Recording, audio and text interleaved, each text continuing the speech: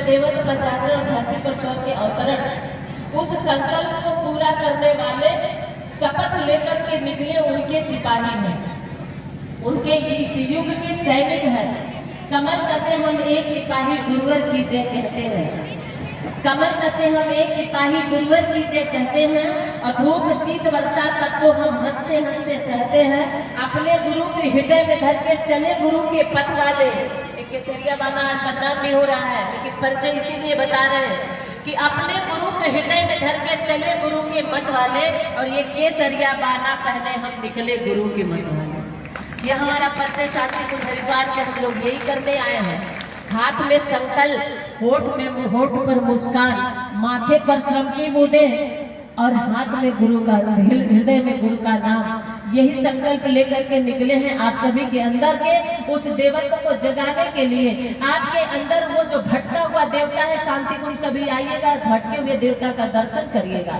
जो भाई लोग गए होंगे, देखे होंगे, गुरुदेव ने 5 देवता का स्थापना किया है, और 5 देवता में आप आइएगा तो अद्भुत देवता पाएंगे। कौन से देवता पाएंगे? एकदम ठीक आप ही के जैसा देवता। जैसे ही खड़ा होंगे, आदम तक का शीशा लगा हुआ है, जैसे ही आप उस देवता के पास जाएंगे, ऊपर लिखा है भटका हुआ देवता, और जैसे ही जाएंगे खड़े होंगे, वैसे ही बिल्कुल से हूबहू आप ही के जैसा उसमें एक देवता प्रकट हो जाएगा। और उस भटके हुए देवता को हम ये बताने के लिए निकले हैं कि आप ही देवता हो। अपने अंदर के भटकाव को हटा दीजिए, आपके अंदर का देवत्व जागा। ये संकल्प लेकर के निकले हैं।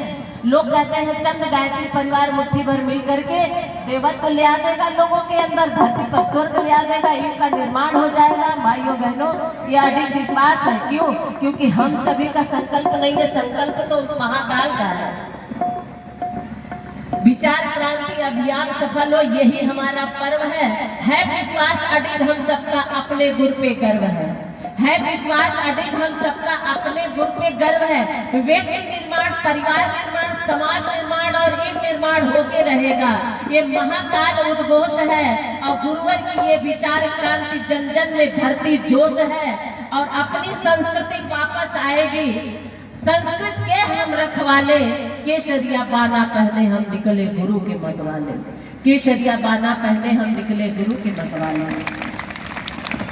विश्वास लेकर के कि हमारा भारत फिर से वापस अपनी राजगद्दी को वापस करेगा, वो गौरव फिर से भारत हमारा पाएगा। हम गायत्री मिशन वालों का जो मिशन, जो हमारा उद्देश्य है, वो उद्देश्य पूर्ण होकर के रहेगा। हमारा जगत गुरु कहलाने वाला भारत फिर से आएगा, जगत गुरु कहलाने वाला भारत फिर से आएगा। सभ्य समाज बनेगा, एक दिन स्वर्णिम ध्वज लहराएगा। सभ्य समाज बनेगा, एक दिन स्वर्णिम ध्वज लहराएगा। अपनी खोई गौरव गरिमा भारत वापस पाएगा, अपनी खोई गौरव गरिमा भारत वापस पाएगा। और सोने की चिड़िया ही नहीं, सोने का शेर कहलाएगा। चिड़िया तो फिर भी पटाखे से उड़ती है, लेकिन शेर से पंगा लेने वाला कोई बिरला ही पैदा होता है। सोने की चिड़िया ही नहीं, सोने का शेर कहलाएगा। मंजिल तय करते ही रहेंगे, भले पाँव में हो चाले, केसरिया बाना पहने हम निकले गुरु के मत वाले। गायत्री मिशन अपने उद्देश्य को पूरा करने का ये अपना परिचय है, गायत्री परिवार का है। ना हम वक्ता, ना आचार्य, ना पंडा पुजारी है, युग सैनिक गुरुवर के। हम तो युग निर्माणी है, हम तो युग निर्माणी है। शांति कुंज हरिद्वार से जहाँ से हम सभी चल करके आए हैं, वो एक युग तीर्थ है। तीर्थ का नाम सुनते ही सबके विचारों में एक बात लौट जाती है, तीर्थ होगा, पंडा जी होंगे, पुजारी बाबा होंगे, चंदन लेके बैठे होंगे, रक्षा कला वाले के बैठे होंगे, जाएंगे तो लिपा पोती करेंगे, कलावा बांधेंगे, और फिर कहेंगे बेटा यहाँ 11 रुपया दक्षिणा रख दो, तुम्हारा कल्याण होगा। ये तीर्थ का आज माहौल बन गया है, ये वातावरण तीर्थ का, ये स्वरूप बन गया। जैसे तीर्थ का नाम आता है, वैसे ही ये बातें कूद जाती है। लेकिन मेरे भाइयों बहनों, शांति कुंज में एक युग तीर्थ जुड़ा है, केवल तीर्थ नहीं, युग तीर्थ। आज के जैसे युग की दवाई है आज का प्रज्ञा पुराण, वैसे शांति कुंज आज के युग का तीर्थ है। जो तीर्थ का स्वरूप ढक गया है ना, जो आज तीर्थों में जो गतिविधियां चल रही है, वो हमारे तीर्थ के सच्चे स्वरूप को समाप्त कर दिया जा रहा है।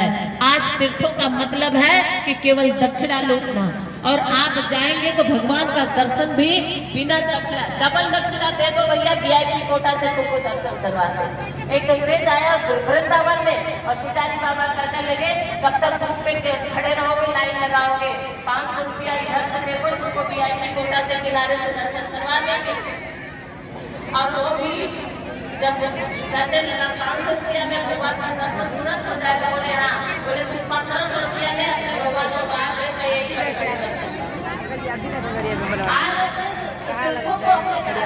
पूजा पाठ को हम कैसे करते चले जा रहे हैं।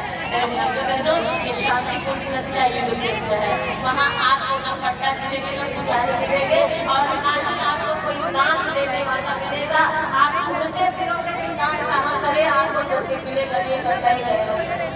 कहीं लिखा होगा दान का उत्तर, कहीं लिखा होगा और वहाँ बताता आपको बैठना होगा, पता नोट कराना होगा, एड्रेस और आपका फोन नंबर फॉर्म भरेंगे, चाहे 10 रुपया में दान करें, फॉर्म भरेंगे, फॉर्म भरने के बाद आपको रसीद मिलेगी, गुंडे की एक पुस्तक मिलेगी और कहेंगे पहले भोजनालय में जाइए, भोजन करिए, जल पीजिए और फिर इसके बाद आप प्रणाम करिए, यज्ञ करिए, तब आप यहाँ अनुदान काउंटर में जो आपकी इच्छा है अनुदान ऐसे करिए। आपको तिलक लगा कर टूटने वाला कोई वहाँ नहीं मिलेगा, कोई हलवा चढ़ाने वाला कोई गायत्री माता के यहाँ नहीं मिलेगा, चंद्रिम गिरी चढ़ाने वाला चंद्रिम गिरी और मन्नत मांग करके माता जी को नथनी पहनाने वाला वहाँ कोई नहीं, ऐसा कुछ तीर्थ नहीं है। शांति कुंज पहली बात वो युग का तीर्थ है और तीर्थों में फिर वापस चला जाता है और गुटखा पान में भरे रहते हैं, वो तीर्थ शांति कुंज नहीं है। शांति कुंज की गरिमा, शांति कुंज की महिमा एक बार उस पार्टी में जा करके और आप अनुभव करेंगे मेरे भाइयों बहनों कि धरती का स्वर्ग है तो कहीं को शांति कुंज में आपको नजर आएगा। मेरा शांति कुंज अपना नहीं है, इसलिए नहीं करेंगे हमारा अपना शांति कुंज है, वो आप सबका शांति कुंज है, क्योंकि वहाँ परम गुरुदेव के द्वारा तप की जो अग्नि है वो अग्नि में कोई विकृतियाँ नहीं। आप वहाँ जाएंगे, जाते ही आपको ऐसी कंपन, ऐसे आपको वाइब्रेशन मिलेगा जैसे लगेगा कि हम शांति कुंज में किसी ऐसे दिव्य स्थान पर आ गए।